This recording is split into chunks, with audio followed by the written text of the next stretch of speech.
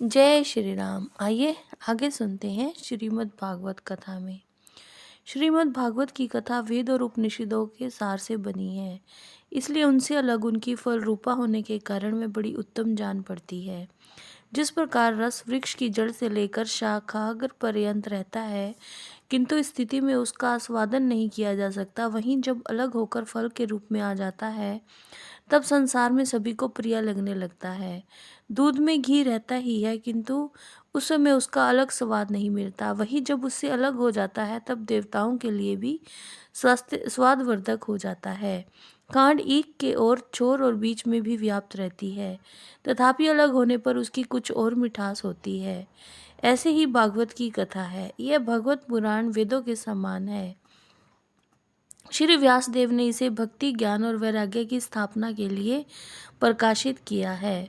पूर्व काल में जिस समय वेद वेदांत के पारगामी और गीता की भी रचना करने वाले भगवान व्यासदेव खिन्न होकर अज्ञान समुद्र में गोते खा रहे थे, उस समय आपने ही उन्हें 4 श्लोकों में इसका उपदेश दिया था। उसे सुनते ही उसकी सारी चिंता दूर हो गई थी। फिर इसमें आपको आश्चर्य क्यों हो रहा है जो आप हमसे प्रश्न कर रहे हैं? आपको उन्हें शोक और दुख का विनाश करने वाला श्रीमद् भागवत पुराण ही सुनाना चाहिए। नारद जी ने कहा, महानुभावों, आपका दर्शन जीव के संपूर्ण पापों को तत्काल नष्ट कर देता है, और जो संसार दुख रूप दावा नल से तपे हुए हैं उन पर शीघ्र ही शांति की वर्षा करता है। आप निरंतर शेष जी के सहस्त्र मुखों से गाए हुए भगवत कथामृत का ही पान करते रहते हैं। मैं प्रेम लक्षणा भक्ति का प्रकाश करने के उद्देश्य से आपकी शरण लेता हूँ।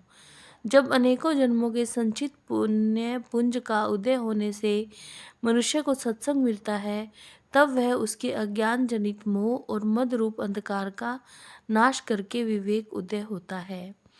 ये दूसरा अध्याय था श्रीमद् भागवत पुराण के उत्तरखंड में, जहाँ पे नारद जी का संवाद होता है ऋषि मुनियों के साथ। और ऋषि मुनियों से जब उपाय पूछते हैं नारद जी की भक्ति, ज्ञान और वैराग्य को कैसे जीवंत अवस्था में लाऊं, ज्ञान और वैराग्य को नूतन कैसे करूं, और सभी के हृदय में भक्ति कैसे स्थापित करूं, तो सभी संतजन उन्हें कहते हैं कि आप ऐसे करिए, श्रीमद् भागवत पुराण का पाठ भक्ति, ज्ञान और वैराग्य को सुनाइए। ये पाठ से प्रेम लक्षणा भक्ति का प्रकाश जो है उसका उद्देश्य संपूर्ण होगा, अज्ञानता समाप्त होगी, ज्ञान की लहरें आएंगी, सारी चिंताएं दूर हो जाएंगी और भक्ति, ज्ञान और वैराग्य को भी बल मिलेगा। जय श्री राम।